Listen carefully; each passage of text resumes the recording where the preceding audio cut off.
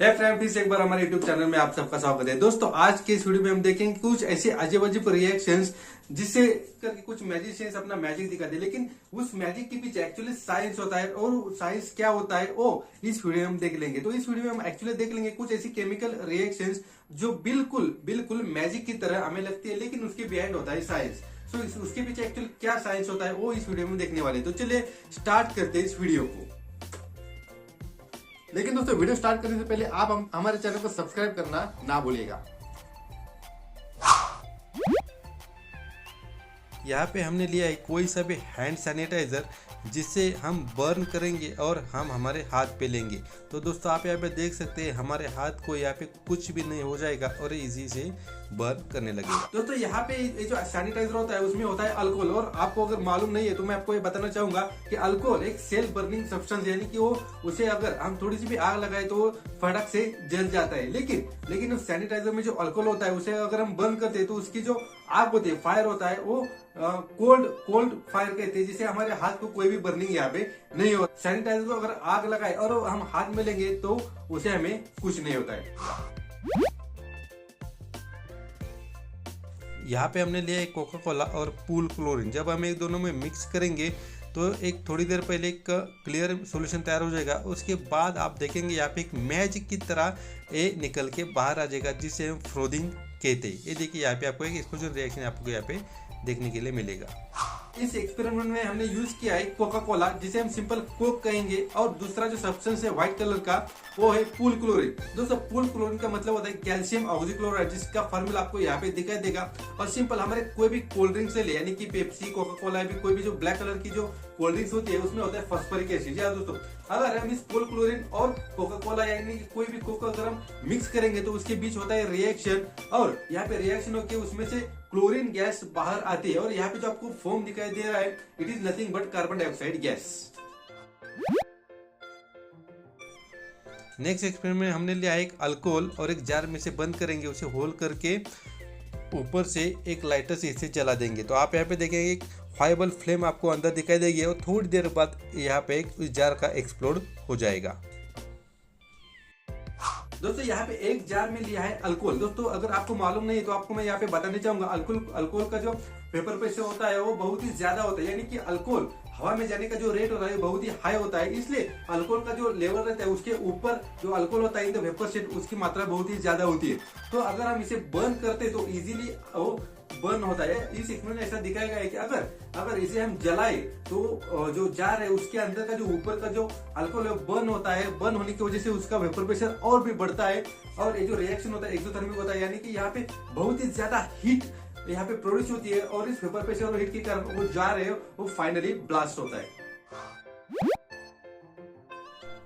यहाँ पे हमने लिया बेकिंग सोडा और विनेगर में हम बॉईल करेंगे थोड़ी देर के लिए, और इसे हम ठंडा करने के लिए रख देंगे। एक आपको क्लियर सॉल्यूशन आपको यहाँ पे दिखाई देगा। जब हमें क्लियर सॉल्यूशन किसी भी सॉल्ट के ऊपर अगर हम पोर करेंगे तो आपको इस तरह से सॉलिड बनते हुए दिखाई दे देगा। अब इस इस सॉल्यूशन में कोई भी हम सॉल्ट में डिप किए हुए अगर हम कोई भी चीज़ डालें तो उसके अगेंस्ट ऐसे मतलब क्रिस्टल्स यहाँ पे फॉर्म हो जाएंगे। अगर हम हाथ को यहाँ में डालेंगे एक सॉल्यूशन में डिप करके तो आपका हाथ भी ऐसे यहाँ पे दिखाई दे जाएगा। दोस्तों, इस एक्सपेरिमेंट में हमने यूज किया है vinegar, baking soda and water. Simple baking soda and vinegar का जो सॉल्यूशन होता है उसे हम एक्वस सॉल्यूशन कहते हैं। Vinegar is nothing but it is one type of chemical that is acetic acid. मतलब 5% 100 ग्राम पानी में अगर हम 5% एसिटिक एसिड मिलाए तो उसका होता है विनेगर सॉल्यूशन, जो कि प्रिजर्वेटिव में यहाँ पे यूज होता है। देखिए दोस्तों, जब बेकिंग सोडा और अपना विनेगर यानी कि एसिटिक एसिड की जब रिएक्शन होती है तो उसमें से सोडियम एसिटेट तैयार होता है, और साथ साथ कार्बन डाइऑक्साइड भी यहाँ पे गैस बाहर निकलती है in the form of foam. जो यहाँ पे आपको फोम दिखाई देगा, it is nothing but the carbon dioxide gas.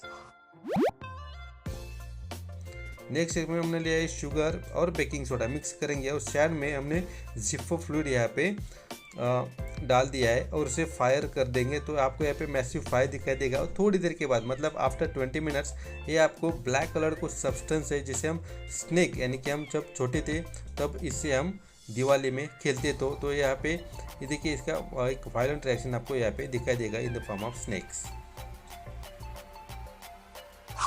देखिए दोस्तों, आपने जो अभी इसमें देखा उसमें हमने यूज किया है sugar, baking soda, sand and Zippo fluid. अब जिप्पो फ्लूइड क्या होता है दोस्तों, ये जो सब्सटेंस होता है वो सेल्फ बर्निंग करता है। ठीक है दोस्तों, इन सभी को अगर हम मिक्स कर दे, ठीक है, मिक्स कर दे तो क्या होता है, after few minutes, that is after 10 to 20 minutes, ये जो फ्लूइड होता है यानी कि ये जो फायर होता है वो क्या करते हैं, उस कैल्शियम कार्बोनेट को बाहर पुश करता है in the form of black colour substance, that is we called as snake. यानी कि इन सब के रिएक्शन में एक ब्लैक कलर सब्सटेंस बनता है, उसका नाम है कैल्शियम कार्बोनेट, और उसके साथ साथ कार्बन डाइऑक्साइड भी यहाँ पे एक्सपेल आउट।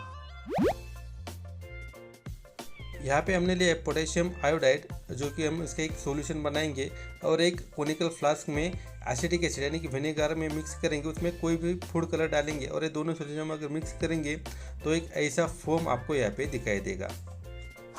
तो जब हम एक डिश वॉशिंग सोडा और हाइड्रोजन पेरोक्साइड यानी कि H2O2 के साथ अगर हम इसमें थोड़ा सा फूड कलर भी ऐड करके, फूड कलर क्यों लिया है दोस्तों, सिर्फ रिएक्शन हमें कैसे होता है देखने के लिए, यानी कि ऑब्जर्वेशन के लिए हम यहाँ पे अलग अलग फूड कलर भी यूज यहाँ पे कर सकते हैं। जब ये जो डिश वॉशिंग सोडा होता है और हाइड्रोजन पेरोक्साइड के साथ हम मिक्स करेंगे तो उसमें से बाहर निकालते ऑक्सीजन गैस। जो आप यहाँ पे जो फ्लोटिंग देख रहे हैं, it is nothing but N oxygen gas.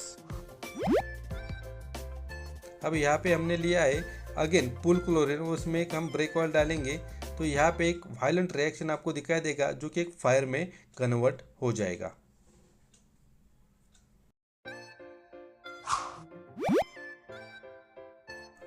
दोस्तों, इस बॉटल में हम लिए कोई सा भी एसिड और उसमें हम मैग्नीशियम या फिर एल्यूमिनियम के कोई भी फॉइल या फिर कोई भी मेटल डालेंगे तो आपको यहाँ पे दिखाई देगा ऊपर जो गुब्बारा लगा हुआ है धीरे धीरे फूल जाएगा। अब इसे इतना फुलाएंगे वो हवा में हल्का होके हवा में चला जाएगा। अगर हम इसे हवा में छोड़ देंगे तो हवा में ऊपर चला जाएगा, क्योंकि हाइड्रोजन गैस इसमें जो जनरेट होता है वो हवा से हल्का होता है। अगर इसे हम लाइटर के साथ बर्न करेंगे तो एक छोटी सी बॉम्ब की तरह ये बर्न हो जाएगा।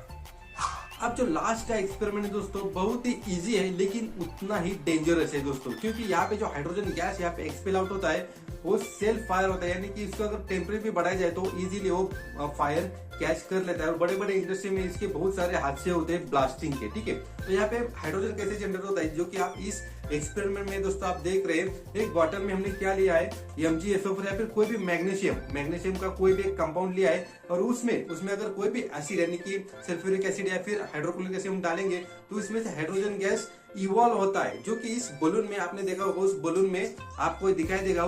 जब बलून में भरता है तो आपको अगर मालूम नहीं तो मैं आपको बताना चाहूंगा अगेन कि जो हाइड्रोजन गैस होता है वो हवा से हल्का होता है, इसलिए वो बलून जो बनता है वो हवा से धीरे धीरे ऊपर चला जाता है। लेकिन इसको अगर हम फायर से जला देंगे तो एक छोटी सी बॉम्ब की तरह काम करेगा, जो आपने देखा है दोस्तों। और मैं आपको एक सलाह देना चाहूंगा दोस्तों, कोई भी साइंस का एक्सपेरिमेंट आप इसे घर में मत ट्राई कीजिएगा, क्योंकि डेंजरस हो सकता है। तो चलिए दोस्तों, अगले वीडियो में मिलते हैं फिर से एक नए वीडियो के साथ, फिर से एक नॉलेजेबल वीडियो के साथ। लेकिन दोस्तों, अगर आपको ये वीडियो बहुत अच्छा लगा तो इस वीडियो को एक लाइक कीजिएगा और अपने दोस्तों के साथ भी जरूर शेयर कीजिएगा। तो चलिए दोस्तों, अगले वीडियो में मिलते हैं फिर से एक नए वीडियो के साथ, तब तक के लिए हैव अ नाइस डे।